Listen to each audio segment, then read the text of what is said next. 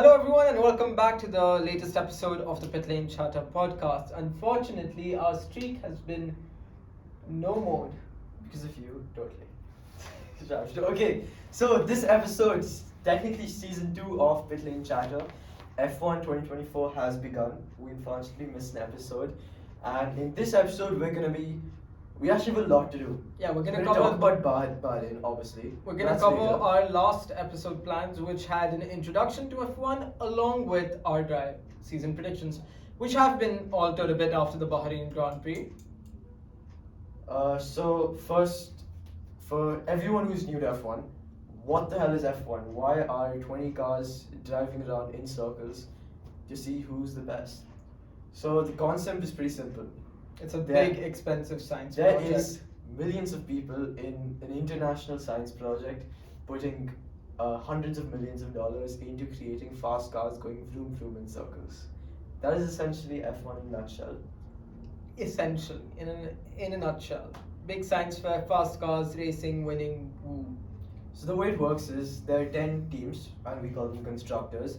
They create the teams. They're responsible for strategy. They're responsible for picking out their drivers and all the communications and everything. And their responsibility is to produce the best car possible. So these 10 teams are, you probably already know them: Red Bull, Mercedes, McLaren, Ferrari, Aston Martin, Visa, Cash App, Racing Bulls, Williams, Kick, Alpine, and Haas. These are the 10 teams in F1, and there are 20 drivers. Each team having 2 drivers. We're not going to name them out. Probably the only one you need to know is Max Verstappen. So these drivers drive around in the cars that their constructors gave them. All of them to be at the top of the constructors' championship. So in every Drivers' race, championship. drivers' championship. So every race, based on the position you finish the race in, you are allocated a certain amount of points. First 25, 18, 16, and so on. There's a certain set, and furthermore, all of the points add up to your individual score as a driver, firstly, and your constructor's entire score as your team. So all the drivers compete for the constructors' championship and drivers' championship. Alright, so. Alright, so. I completely lost what I was gonna. Okay, yeah. So every F1 weekend is split across 3 days. Well, 4, but 1 day is pretty useless. You know, we'll do 4 days: Thursday, Friday, Saturday, Sunday. Thursday is known as the media day. That is the day when the drivers, all the drivers should have reported to the paddock, and this is when they get interviewed. So this is when you have the team principal interviews, the driver interviews, and this is also the day where the drivers take the track walk, where they just walk around the track to familiarize themselves with the track. Then we have Friday. This is where we actually get some running sessions in. So we have practice 1 and practice 2 normally. So what these are just 1-hour sessions.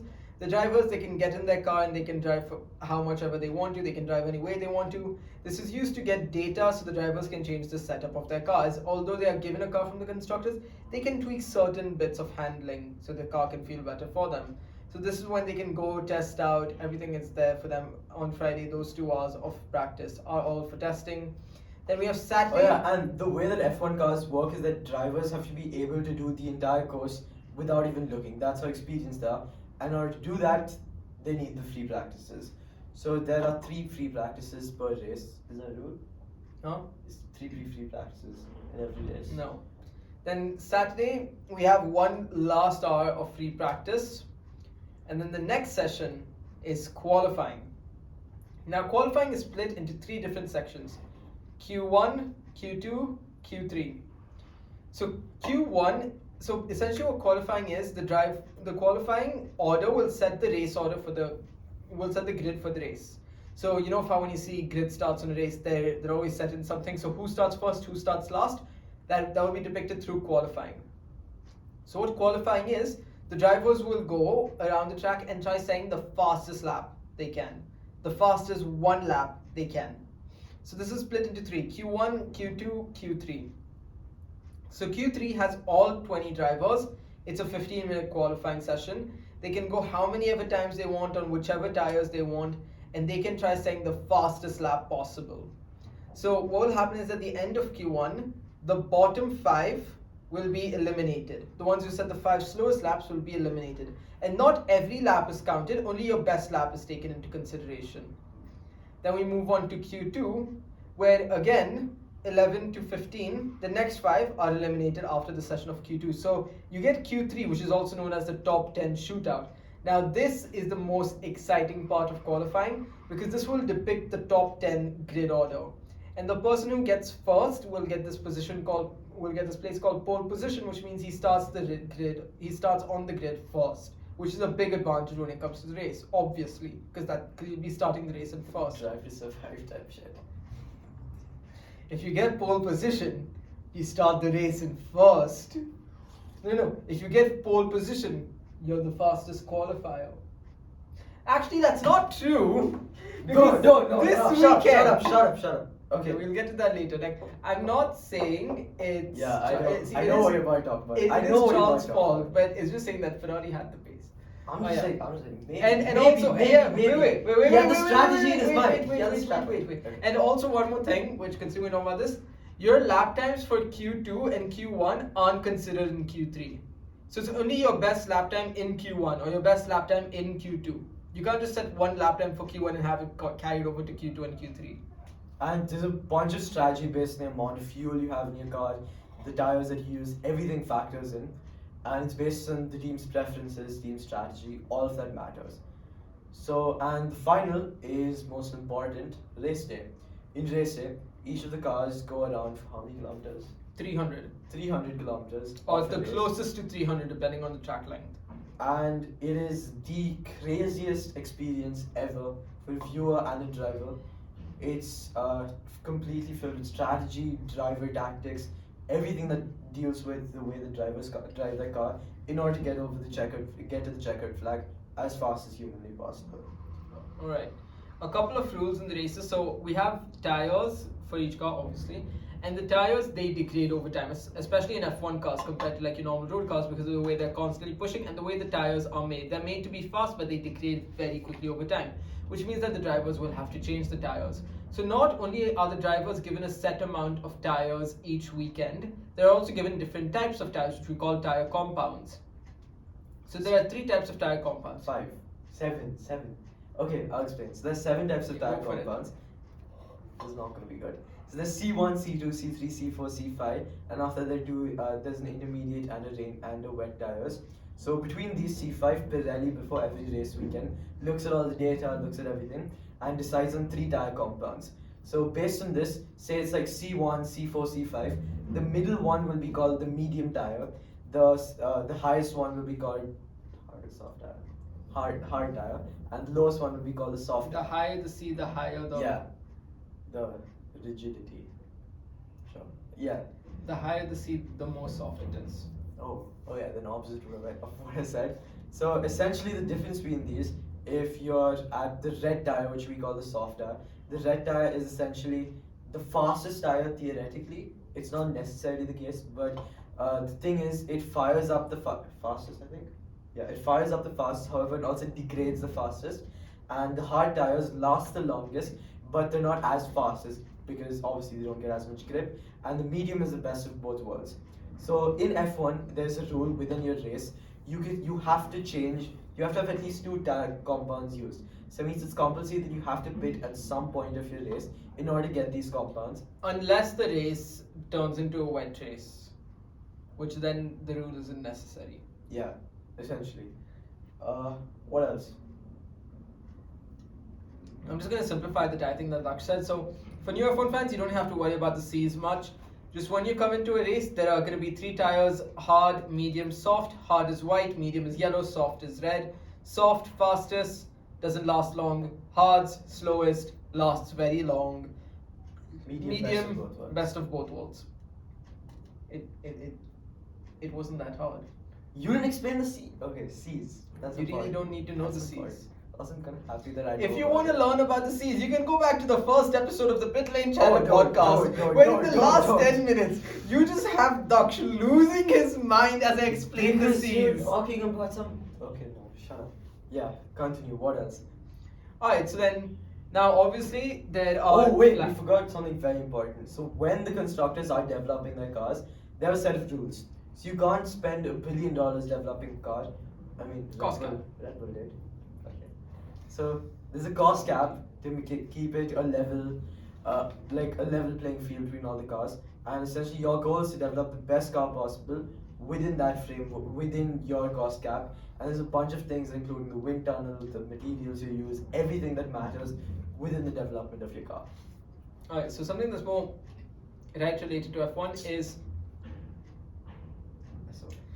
something. So we have different types of flags that are constantly waved on the track. No, we do not need that branding. They're not paying us. They're not going to pay us, bro. We talk too much shit about them. Oh yeah. So then, there are different types of flags. So there are a couple of flags. There's a green flag. So when you see a green flag waved or no flag waved, that means go for it. Everything's fine. You can drive as fast as you want. When you see a yellow flag waved, that means you just have to be a bit careful when you're driving because there's something that's happened. It could be debris or maybe one car has stopped. And then there's double yellow. Now double yellow is the most common type of caution flag. Now this one is the car has stopped for a long period of time or where there's some really big debris. It can be like whole front wing. So now when the drivers drive through a section of a double yellow flag, they have to slow down and they're not allowed to overtake. Well, you're not allowed to overtake on single wave like yellow flags either, but double waved, if you overtake, you get a big penalty handed your way. Double yellow flags, you have to slow down because it's a dangerous part. And then we have the red flag. The red flag means that the session is stopped. All the drivers have to go to the pits and they have to wait there until they can remove the red flag. This is normally when there's a really big accident on track, when like debris has been scattered over multiple pieces of track, when there's too much rain where it's not safe for the drivers to drive anymore, or sometimes when a driver crashes so hard into the barrier that the barrier itself breaks. So there are a couple of instances where the red flag is called out. It's the most rare, one of the rarest flags that we see in Formula 1. And when we see a red flag in a race, you know it's going to be a good race. So there's also the black flag. No, they don't even know that. Yeah, don't listen to it. You know, I don't understand it. Okay, and that's extra stuff. Like, you're probably never going to see it, and if you do see it, then the commentators will explain right there what a black flag is. So within the race, there's a bunch of strategy that happens. Wait a minute. Safety car and VSC. Go ahead. Alright, so along with these flags, there is also a virtual safety car and a safety car.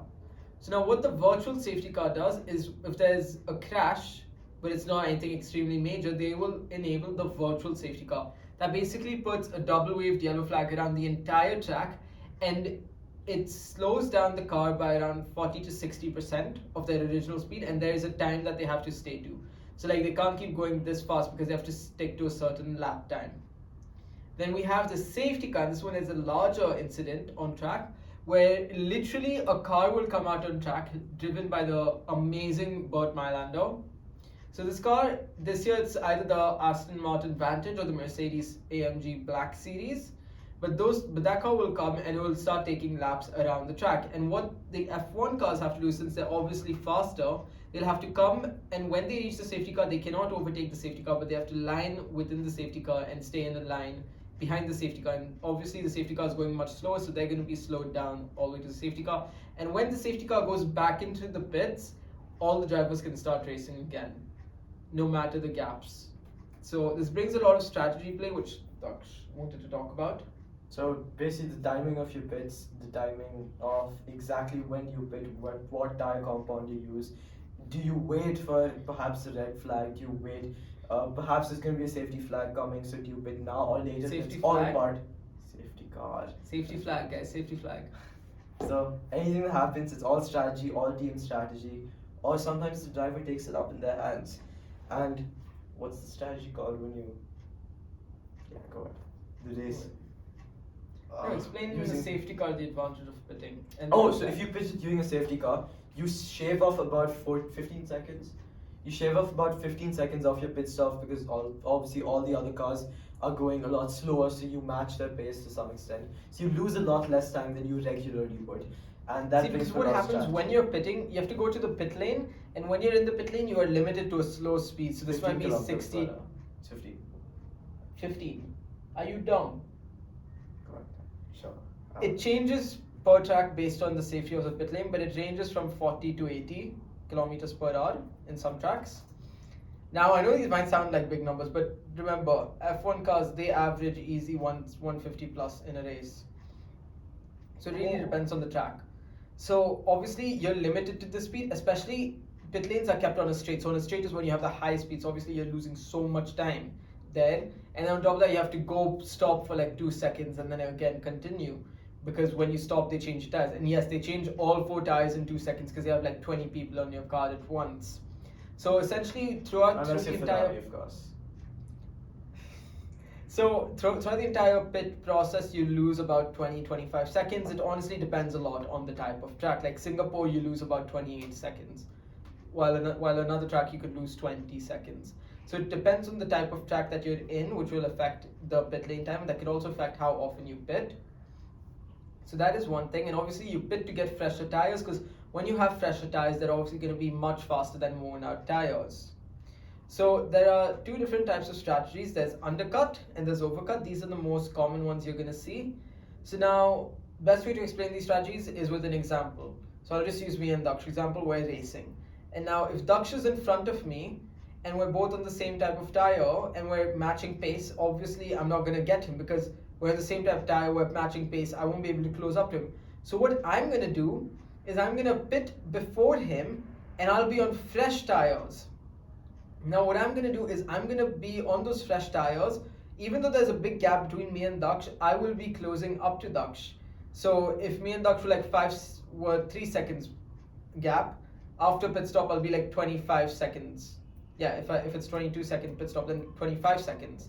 And then after that, I'll be at a much faster pace than Daksh. So I'll be closing in. If I close the gap to 2 seconds, when Daksh pits, if I close the gap to 20 seconds, when Daksh pits, he's going to come out behind me. So I've overtaken him through strategy. So that is called an undercut, when you pit before to get an advantage. And now there's another thing called overcut. Now this you don't see as much. It really depends on the type of track. But now if similar scenario, Daksh is in front of me, I'm behind him, and we're on the same tire, same pace. What I will do is Daksh will pit first and I will stay out still. When Daksh pits, and if he comes out in traffic, in really slow cars, he's going to have to wait until he can overtake those cars, or he'll have to match the pace of those cars, which is much slower than the lap times I'm doing out in front. So even though Daksh is on fresher tires, because of his track position, he's going to be slower than me. I can increase the gap, so when I pit, I'll come out in front of him. So that's why overcuts you see overcuts are more rare, because only in tracks like Singapore or Monaco street circuits will you have traffic problems. Otherwise, you can overtake them pretty easily.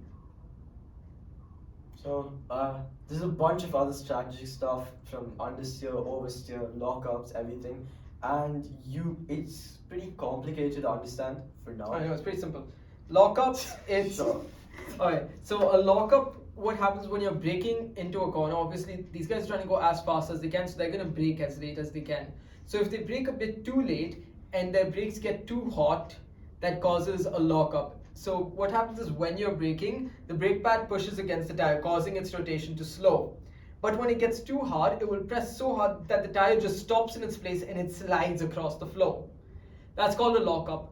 Now the reason why this is bad is not only do you lose a lot of control of the car, but also the tire now rubs against the floor instead of rolling, which causes an entire section of the tire to be completely burnt off, which causes a flat area in the tire, which makes it much more uncomfortable when driving and slows you down. That's called a flat spot, which you're going to hear many times. Then there's understeer and oversteer. Pretty simple.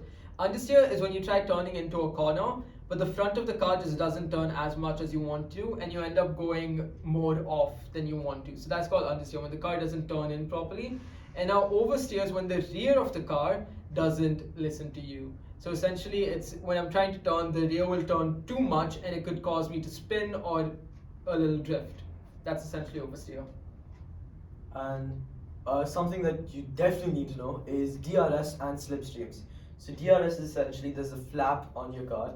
If you're within 1 second of the person in front of you, you've on In the certain DRS parts zone. of certain parts of the track, which are called DRS zones, which are most often in straights, you are allowed to open that flap, which adds about 25 kilometers per Yeah, hour. because what happens that the flap being open reduces the drag your car faces, and so less drag means more speed. And then there's a slipstream in which the car in front of you takes the resistance of going through the air essentially, and essentially you are going at their pace without using as much power, thus you can activate your battery and thus have a better overtake. So all of these are factors part of overtaking and that race experience of drivers. Essentially, what's a slipstream is when the car in front of you punches a hole in the air. So when you're traveling that same path, you'll have less air resistance, so you'll be able to go at a higher speed because less drag again. I think that's it. Yeah, that's essentially it. That's all the basics you need to know. Formula One, obviously, if you get into the technical aspects, there's more political aspects.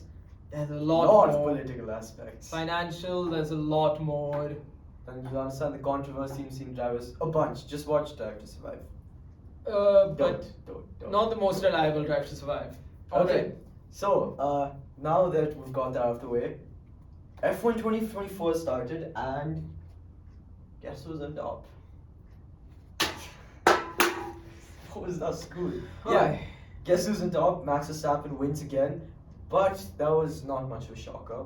I mean, it kind of was. It was a shocker to me. So what happens in qualifying? No, let's talk about free practice first. Free practice, crazy shit happened. Somehow, Daniel Ricciardo got first, and then.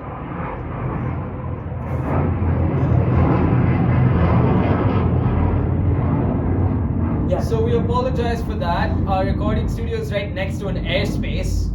Yeah, anyway, Daniel Ricciardo got first, and then Mercedes got 1-2. I was damn excited. I genuinely thought we had a chance. Turns out we didn't. And what happened is while Ricardo was there and while Mercedes was there, Red Bull were complaining, oh no, gear shifts are bad. Oh no, I can't control the car. That was the biggest sandbag. It was music to our ears. It was music to our ears. I knew they were up to something, but I didn't think they would be that good. And after Max Verstappen comes in the race, first of all, he gets pole position, not by that much. No, shut up. Let's talk about qualifying, okay? Qualifying. Q1, Verstappen, he's somewhere there, but he's not on top. We're like, oh my god, yes. Q1's not that big of a but then like we just saw the fact that Verstappen's not topping it, so we're like, nice. Q2 he tops it, but Q2 he didn't top. Q2 Charles topped. Of course. We're like, yes, definitely, and we all thought Charles could get pole. And then Q3 he bloody gets it by 3/10, and we're like, what the hell? And then you know what's more frustrating? We check the lap times, and Charles's lap time in Q2 was a faster lap than Verstappen's pole position lap time. So although Verstappen got pole position, he knows the curse. Although Verstappen got pole position, Charles Leclerc was the fastest in qualifying, and the reason why they didn't get pole in Q3 is because Ferrari never saved a new set of soft tires. Because as I said, they get a limited amount of tires each weekend. Ferrari didn't save a good enough set of the fastest tire, so he had to go on old tires, do his lap, and then when he went for his second run on fresh tires, the wind had picked up, causing them to be slower naturally. Or he knew the curse, which is a very nice curse. Every time I'm pretty sure Charles. Anytime they share a front Max, row. Max has more wins of Charles's poles than Charles has in his own. Yeah. That's a nice statistic. Like, Verstappen has won more times when Charles has started on pole than Charles himself. Yeah, so qualifying was not. I found Russell it pretty had intense. really good. Russell had really good. Russell had pretty good P3. And then Perez had a basically bit of what a everyone stinker, expected. P5. Everyone But yeah. expected that. Okay, oh, so Hulkenberg, flying. Yeah, Hulkenberg did really well. Really good. In Q3, that's not what I expected. But Q3 was somewhat we expected. Hamilton was lower than expected. P9. He did a terrible lap. P9, that was unexpected. That was a terrible lap. And then basically, nothing really surprising. Yeah, nothing extremely surprising. So everyone pretty much knew these placings. 2024 is just like 2023. Lance Stroll didn't make it to Q3. Wow, what a shocker! Damn, who would expect it? And anyway, the real race happens. Let's just not talk about Verstappen. We were so hyped. I was gonna be yes, we're gonna have competitiveness. Practice showed good data. We're so gonna have a good race. What happens? Verstappen, within lap 4, he has like a 6-second lead. I'm just like, Okay, let's put Verstappen aside. okay. It wasn't a shit race, but it wasn't the best race. No, it's a pretty boring race. Other than Sainz, Sainz was a god. Yeah. He just said he shitted on Yeah. Ferrari. Ferrari like fired him instantly. No, He but gets- also he had I blame a three lot brilliant of it overtakes. on Charles's issues. Charles, he can never not have an issue. Like Yeah, he's actually still, so sad. Sainz's overtakes were Sainz crazy. had crazy pace today. I mean, Saturday, Yes. Sainz was really good. Charles, he claimed he could have gone better. I'm not sure about that. I think he was level with Sainz. He claimed he could have gone better. Not sure about that. But Charles, the main reason why he was really bad and he kept locking up everywhere, it's because his front two brakes, there was 100 degrees or so temperature difference. This was caused by some cooling problem Ferrari had, but their cooling problem wasn't the worst. Okay, let's talk about Russell. No. So then, essentially, what happened is that with that 100-degree brake difference, you have one tire locking up really early, which is why Charles would just keep locking up all over the track. And obviously, he's locking up, he's losing time, he's wearing off tires, which tire wear of Ferraris looked impressive. And because of that, obviously, he wasn't able to perform well until somehow by like lap 25, lap 30, he managed to get not a control, but he managed to adapt to the issue. Because the sector 2 is where Ferrari were expected to be the strongest, and that's why they showed the most pace. But Charles was losing about 6/10 a lap in that sector. And then, okay, let's talk about Russell. But no, wait, Ferrari's tire deck. So despite Charles locking up, Ferrari had said, "Oh, you're looking good on your tires, Charles." I'm like, what the hell? So definitely think that Charles's performance has hidden Ferrari's real tire deck, which is really good. Okay, now Russell. Russell had a good race, and Not good enough. No, Not good enough. Okay, other in terms of just driver performance, he was. He didn't defend from Charles or No, Sainz. shut up. Because he had a faulty car. No, He had a see, faulty driver car, a performance slow wise, car. I would put Charles higher than Russell. Yeah. This race, driver No, performance, I definitely put Charles higher than no. Russell. Charles and Russell both had problems in the car. And yet Charles came out higher. Because he had a faster car, no shit. He had a much faster car, and you know that. Yeah, I know he had a faster car, Yeah. but he still destroyed Russell. No, Russell drove really well. I'm happy that Perez But actually also, had a pretty good race. No, but also Russell's problem wasn't as big as it was for Hamilton because Russell always had clean air, and also Russell at the end he was losing so Yeah. much time to Norris. He's losing Which is why I'm saying genuinely Charles thought was that Norris higher, would have gotten which it. is why I'm calling Charles higher than Russell this race. Okay, then Hamilton was a joke. Like he had a seat problem in the middle. Yeah, he just goes on, Seat you know, problem. Charles goes, "Oh, my brakes are not working," and then Hamilton's radio, "Oh shit, my seat broke." Oh This is Ferrari for 2025, It was- guys. it We're was- so ready. It was a terrible race for Hamilton and Hamilton fans. He was down by 50 seconds. But no, the biggest problem for Mercedes is that they had some engine cooling issue, and along with that, Williams also had an engine cooling issue. So could it be something with the Mercedes engines? Probably not, considering not Alpine, what am I saying? Aston Martin and McLaren did not have any of those issues. So, okay, so. Wait, speaking about Alpine, wait, speaking about Alpine. Oh, they're so. What a joke of a team! They're so done for. So not only do they qualify P19 and P20, but they had a bloody terrible race. Okay, They firstly have they had a gotten a terrible race, tank. and the only reason why they came 18th and 17th is one because Logan Sargent forgot how to brake on one corner and he just stood there for a minute, and secondly is because Bottas had a 1-minute pit stop. He was probably getting flashbacks to Monaco. Nico Hulkenberg crashed out. Wait, was 45 seconds behind and still managed to overtake the two Yeah, shittiest cars in the grid. Hulkenberg got hit in turn 1, had to pit and everything, and he still beat Alpine. What the hell? And also I think that Hulkenberg being crashed out kind of hasn't showed us how good Haas is, because I think Haas is much higher than when we all anticipated. So Alpine, along with that, after the race, their technical director resigns. I know that. I should know. They're so done. Okay, one driver shocked the hell out of me. Zhou Guanyu. Really? 11th in that shit of a car. It wasn't that shit. Bottas had pretty good pace No, until he had to no, pit. Okay. He was consistently over Magnussen, Ricardo, Tsunoda, Albon, Hulkenberg, everyone. He had a very good race. And I'm he not started surprised. 17th. That state car is not bad. Guan Yu's a really good driver. I'm not surprised. I am. I think I would have put him in 17th, 18th before the season. I'm pretty sure I did 17, 18, Yeah. something like that. But also, like this is just like a side story that came up in the last 2 laps of the race. Ricardo and Tsunoda.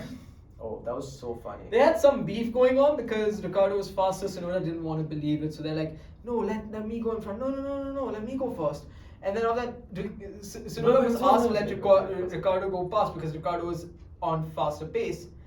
And then Ricardo couldn't overtake the car in front, and Tsunoda got so pissed that he had to give up a position for that. He would have gone overtaken anyway. Okay, Tsunoda, so maybe. Tsunoda is like a child, okay?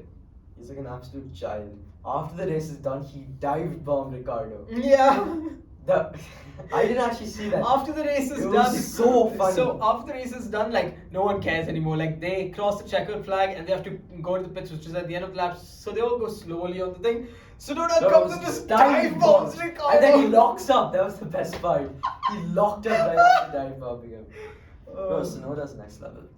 But one more thing, I think McLaren have not completely opened. They have pace. It just hasn't been shown because in the end, Lando was going fast. He was going fast. He was going fast in the end. He was actually catching. Yeah. Like another 3-4 laps, he would have gotten up to him. And I don't think we're going to see Perez after this year because Verstappen being 20 seconds ahead of Perez, and Perez struggled to escape from Sainz. Sainz kept Perez right on his toes. If Perez made one little mistake, Sainz would have completely taken him. Okay, now we're gonna make our official predictions for the year. All right. Okay, let's go with terms of teams first. Okay. Let's not debate it. I Let's think we just say- already know who's first for both of us. Okay, no, let's go from 10th. 10th. Okay. Alpine. Yeah, same. Okay, 9th. Williams. Oh, okay. What do you think? I said Haas. Haas. I wasn't a fan. I think they just got very lucky in that See, one if lap. it wasn't for this Yeah, race, I would have understand. definitely put Haas second last. But after the race, like Haas, they have they good impressed me one-lap much more. race, they have Yeah, good and also considering that they also made it in both cars into Q2 and Hulkenberg into Q3. That's fair. They're not put kick 9th. Yeah, and That I mean, is so yeah, it's say a fluke of his life. yeah. So Williams, the reason why I put them there is because Albon, I know he's capable, but we all know Sargent's not capable. Yeah, Sargent's Okay, 8. 8th, I would go with Williams. I've put Steak, Kick, Alfa Romeo, whatever. Oh yeah, 6 is the remaining halves. 7th? Okay, yeah, 6th now. No. I put Vika. Yeah, 7th. Oh, yeah. would be your I put second. Haas in 7th. Yeah, same. 6th? Vika. Same. 5th? Aston. Same. 4th? Oh wait, this is gonna be different. 3, 2, 1. McLaren. Very nice. Okay, 3. Third. 3. You're gonna be surprised. Mercedes. Same. Yeah, second is Ferrari, first is that one. Yeah, okay. Oh, we So, actually got pretty top similar. 6 is no, top 7 is the same. Just yeah, no, our entire predictions are same except we've flipped it on Steak and Williams. Yeah, essentially. That's and I pretty got good. bottom shitty teams are Yeah, kind okay. of different. Now driver starting from last. Sergeant. Same. Asshole. Then? Idiot. Second last, Bottas. Ocon. Oh, no. Third last. Ocon. Gasly. Then Then Gasly. Magnussen. Okay. Then I put Magnussen. Then I put Zhu. Then I put Zosem. And I then put I put Albon. Hulkenberg. Then I put Tsunoda. You put Hulkenberg over Albon. Yeah, because You're crazy. no, because I think the You're Haas is much crazy. faster You're than the Williams. Crazy. No. I think the Haas is much No faster than way. the Williams. I Wait, put wait, wait, Albon. wait. Okay, I'm not gonna say it yet. Okay, who do you put 13th? Bottas. You're mad. You're 12th? Crazy. I put 13th Ricardo. Oh, damn. Who do you put in 12th? Sonoda. Hulkenberg. 11th? Yo. Wait, you put Tsunoda over Ricardo? Yeah. Oh, damn. I didn't expect it. He's just. What do you put he's over out of his- Tsunoda? I put Albon. Oh, I put Ricardo there. Yeah, no. And now 10th? 10th is Stroll. Same. 9th? Alonso. Same. 8th? Oscar. Same. 7th? Russell. Same. 6th? Norris. Same. What? 5th? Leclerc. Huh? Yeah. Jesus, I put Hamilton. No, my fourth is Hamilton. I put Sainz over the clock. Damn, I put Perez in fourth. Then My fourth is Third? Hamilton. My third is Perez. Sainz. My second is Sainz. Perez is Big fourth, boy Sainz is third. Second is Charles, and first The Max Verstappen. The So we had like a good run. Like, oh, we actually are so our much similar. I'm Sixth shocked. to 10th was exactly the same, and then like I really don't see how you see Leclerc coming P5. I don't see him beating Hamilton because I feel Hamilton's experience is just gonna be better than him. My I guy don't- came. I think Sainz is gonna absolutely destroy Leclerc this year. Doubtful. He has too much to prove. Doubtful. He has a lot to prove, and based on the performance I saw day before yesterday, he's on. Different I level. mean, see, last He's year, not going struggling. off last year, even though they finished really close in the championship, Charles had so many more DNFs than Sainz, which is why I still think Charles is a much. Also, you know, I I'm gonna can't put drive Sainz. one prediction. I see. This is gonna be a crazy pick. Like a little bingo. Once again, just not officially. I see Ricardo being in Red Bull. sixth. I see Ricardo being in sixth. In the And championship? Perez once again, and Perez being in ninth. If there's a switch. Depends on when there's a switch. Oh yeah, no. Yeah. If there is a switch, then we'll have a little Like a completely new thing. a little change on this. Yeah. But we'll put this down in a document. We'll seal it, so make sure we don't little change it throughout the season. But Well, let's do bingo, okay? Next Bingo, episode, we're gonna bingo. upload our bingos. We're gonna create a 5x5 grid of things that we can do. And it's not gonna be shit like Verstappen wins the race. It's gonna be like actual predictions like Yeah. trivial predictions that might happen. And we'll see who gets the win. And we'll update it and we'll update you guys throughout the season. Also, one more thing. During the Bahrain Grand Prix, I almost shat myself when I saw Sainz and Charles battling. That was They got so close. so They got so close. if Monza happened again. If Monza happened. Not Monza. What was the race that crashed? Are you good? They crashed. Are you good? No, they didn't crash in When Monza. did they battle like crazy? When did? What, Yeah, they, Monza. They battled like Yeah, crazy. battled like crazy in But they Monza. never crashed in Yeah, Monza. not crashed. But if Crashes was like happened Monza when order. Vettel and Leclerc were together. Oh yeah. Anyway, I think that's it for today's Yep. episode. It was a fun episode. A lot of controversy, hopefully. Actually, not that much. Oh, by the way, did you see the entire Horner thing? Apparently, Red Yeah, Bull it's CEO clear. had no. Apparently, the Red Bull CEO on Feb 2nd itself had already written Horner's dismissal in a press release was ready, but before they released it, Horner got his lawyers involved. Or we'll talk about the next episode. Yeah, because we are it's starting still this like episode. because I got to know this just this morning, so obviously a bit more research got to go into that Okay, so anyway, next weekend is Saudi Arabia Grand Prix. this weekend. This weekend, sorry. Another Saturday race. Another Saturday race. We will record next week. Oh, wait, no. upload it. Predictions for Saudi: Verstappen first, Charles second, Sainz third. I say Verstappen, Sainz, Hamilton. Verstappen, Sainz, Hamilton. Oof, Yeah. you think Hamilton's gonna show up? Yeah, of course. Okay. Three different teams and Perez fourth. That's mine. Yeah. Let's see. And Russell fifth. Wait, no. And Wait, Charles actually, Leclerc actually, DNF. Charles Leclerc DNF. actually, I'm gonna change it. I'm gonna say Verstappen, Leclerc, Perez because the Red Bull is really good in high speed. Okay, anyway, okay. So That's been later. it for today's Pit Lane Chatter podcast episode. Thank you guys We're for on- watching. And We're on a couple of platforms. Go check us all out there. Apple Music, YouTube, Spotify, Instagram. And we'll see you there.